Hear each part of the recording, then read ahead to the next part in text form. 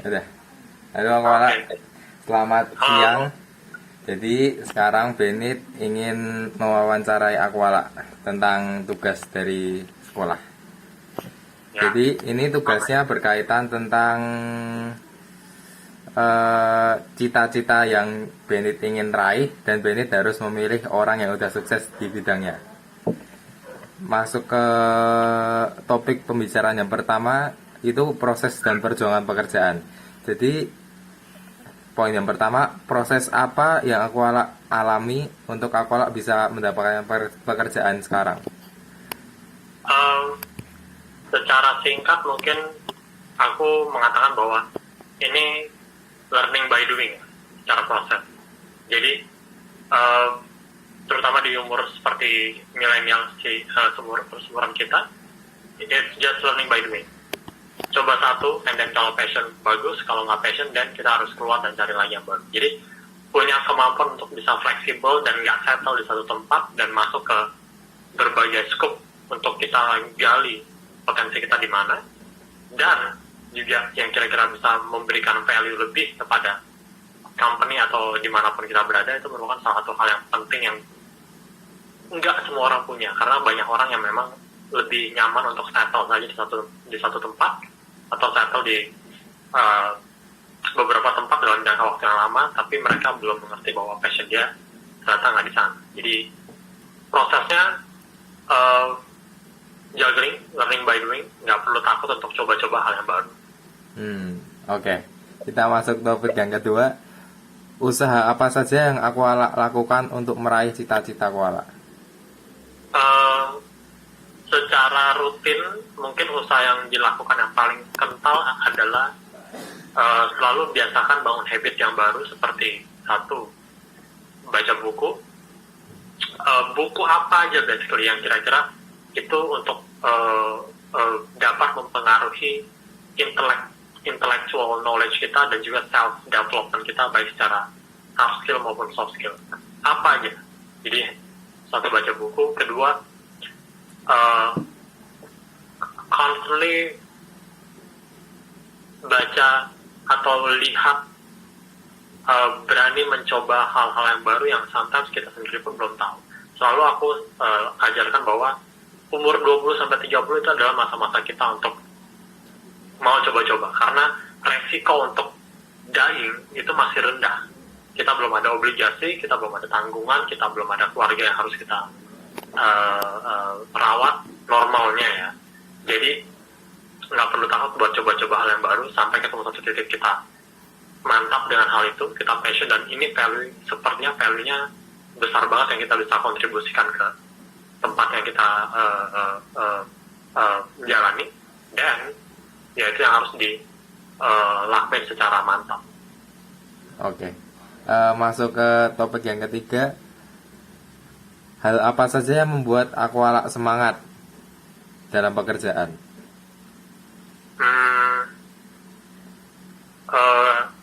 Kesadaran untuk mengerti bahwa waktu kita terbatas. Seperti yang kita tahu, ada 4 parameter penting sebenarnya di kehidupan: waktu, kesehatan, knowledge atau ilmu, satu lagi adalah uang. Nah, dari antara 4 itu, yang paling penting itu adalah waktu dan kesehatan. Ini yang nggak bisa dibeli dan sometimes nggak bisa kembali, terutama waktu. Jadi kesadaran untuk mengerti bahwa waktu kita terbatas itu membuat kita juga harus semangat bahwa oke, kita harus jalani hidup ini dengan produktif, bukan dengan malas-malasan. Apapun yang bisa kita kerjakan untuk bisa menghasilkan result yang maksimal, dan menurut aku itu yang memang harus wajib dilakuin. Jadi kesadaran akan waktu itu sih. Oke. Masuk ke topik yang keempat. Perjuangan apa yang paling berkesan selama ini? Perjuangan yang paling berkesan ini mungkin lebih ke arah mungkin kegagalan aku dalam menjalankan sebuah startup pada saat itu, di mana ada satu startup yang aku jalankan di bidang e-commerce. Pada saat itu aku pikir, oke, kalau kita bisa launching feature A, B, C, dan beberapa feature lainnya sepertinya traction-nya akan bagus, sepertinya result-nya akan bagus, dan akan banyak user yang pakai. And then setelah jalan ternyata ekspektasi yang kita harapkan jauh sekali. Hampir bahkan tidak ada user yang akhirnya memakai itu. Dan juga proses dalam membuat produk tersebut atau feature tersebut itu kan memang nggak mudah. Banyak ups and down dan banyak proses technical constraint yang harus dilalui. Nah, pada saat jadi ternyata hanya sedikit user yang memakai dan kita akhirnya burning money. Kita spend money terlalu over dan akhirnya aku pikir feature-nya ini nggak terlalu relevan dan ini makan waktu lama, effortnya lama, dan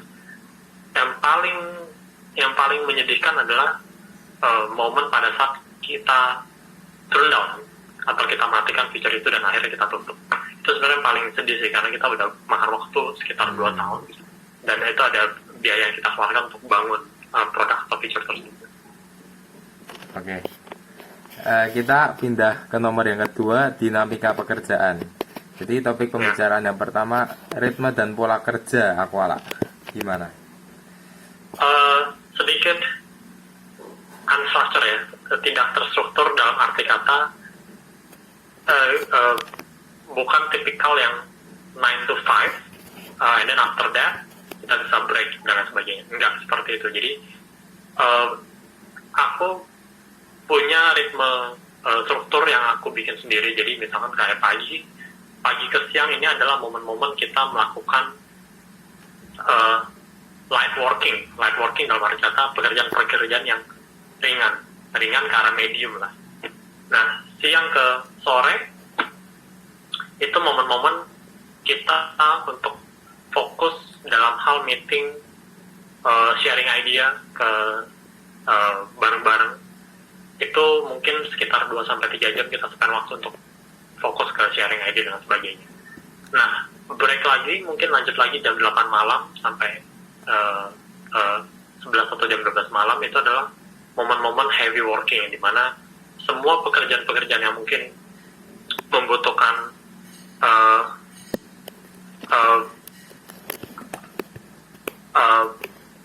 level pemikiran yang cukup tinggi seperti mungkin analysis, product analysis, gimana cara scale up bisnis dari 0 ke 1, 1 ke 100 dan sebagainya, itu akan difokuskan di malam hari. Tapi again, aku pikir setiap orang punya ritme kerja masing-masing, tapi versi aku seperti ini. Oke. Lanjut, hal apa saja yang dilakukan Aquala saat bekerja? Yang dilakukan sebenarnya jugglingnya cukup banyak karena aku ada 2 activity atau 2 kesibukan lah yang aku jalankan. Yang pertama di investment di beberapa public market seperti stock dan crypto, dan satunya lagi adalah di e-commerce. Jadi kalau ditanya mulai dari portfolio analysis and then research ke beberapa company, kemudian juga masuk ke dalam e-commerce, itu juga berperan sebagai product analysis juga di sana, kemudian ada marketing dan logistik yang harus dipikirin juga, jadi lumayan banyak jugglingnya. Oke, lanjut. Apakah Aquala punya relasi atau teman kerja sekarang? Untuk sekarang? Untuk sekarang? Iya. Sekarang ada, dan kebetulan rekan kerjanya adalah istri aku sendiri. Jadi sebenarnya yang paling penting adalah bisa menemukan rekan kerja yang bisa complement to each other, bukan yang overlapping secara skill set atau tumpang tindih secara skill set. Once kita punya rekan kerja yang complement, ini akan lebih enak nih jalan. Saling masing-masing punya kelemahan kelebihan yang akhirnya kelemahan seseorang bisa ditutupi oleh rekannya, dan berikut juga kelemahannya dia bisa kita tutupi dengan kekuatan kita. Oke. Lanjut.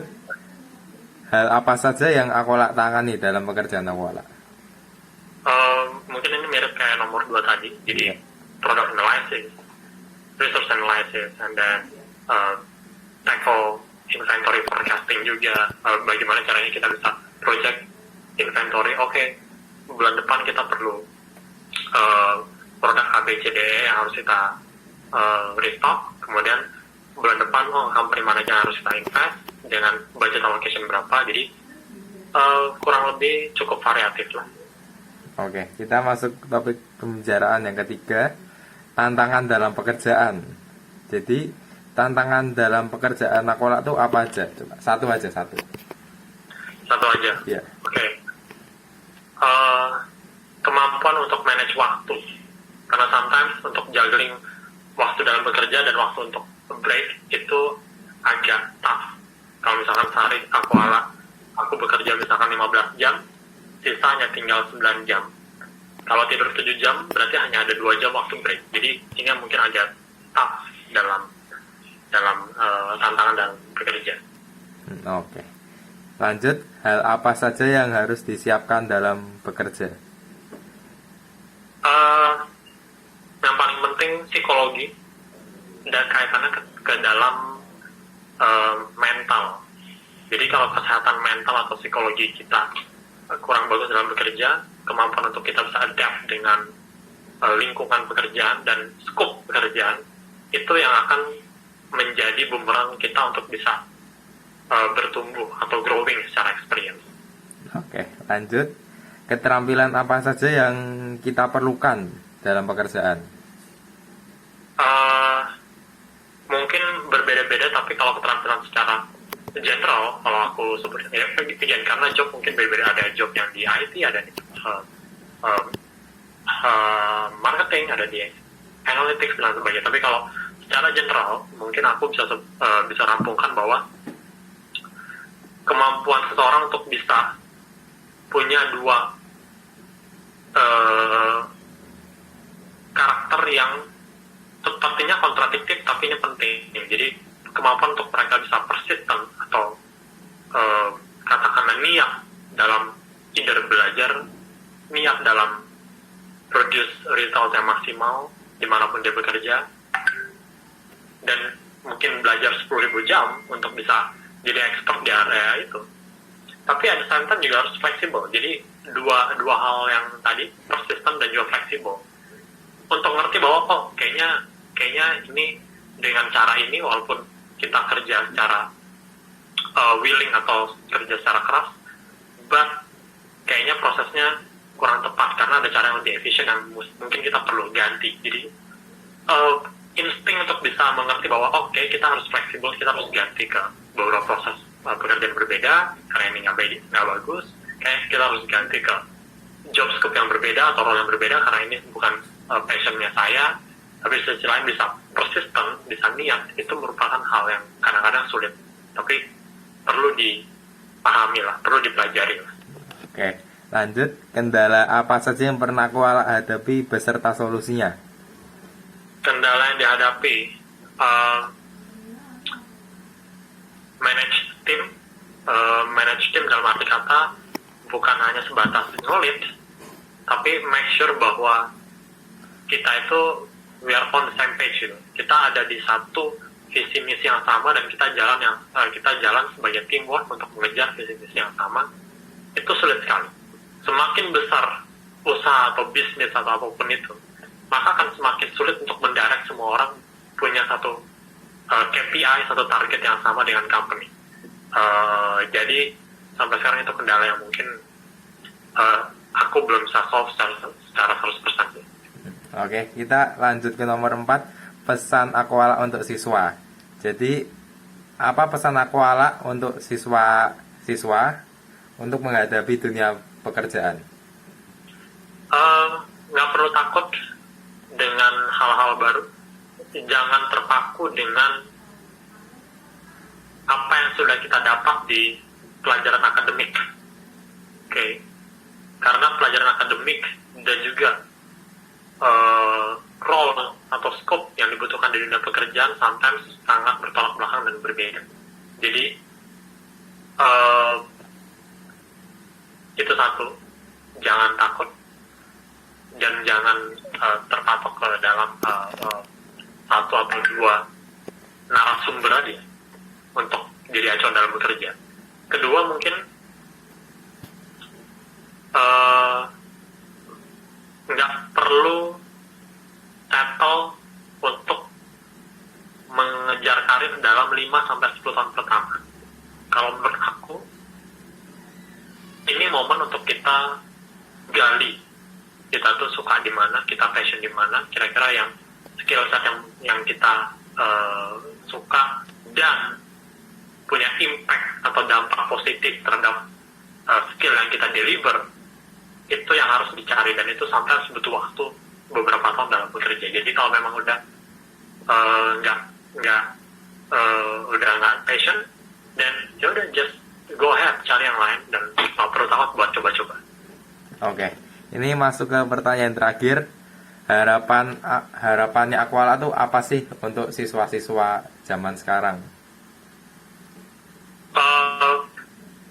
Kalau dari research 10 tahun dengan 20 tahun ke belakang dan 30 tahun ke belakang, kita bisa lihat pattern perubahan dunia ini makin cepat. Kalau kita nggak bisa catch up, kita nggak bisa punya kemampuan untuk mau belajar, constantly learning hal-hal baru ini, itu akan ketinggalan jauh kita. Sekarang ini kita sudah masuk ke era space exploration,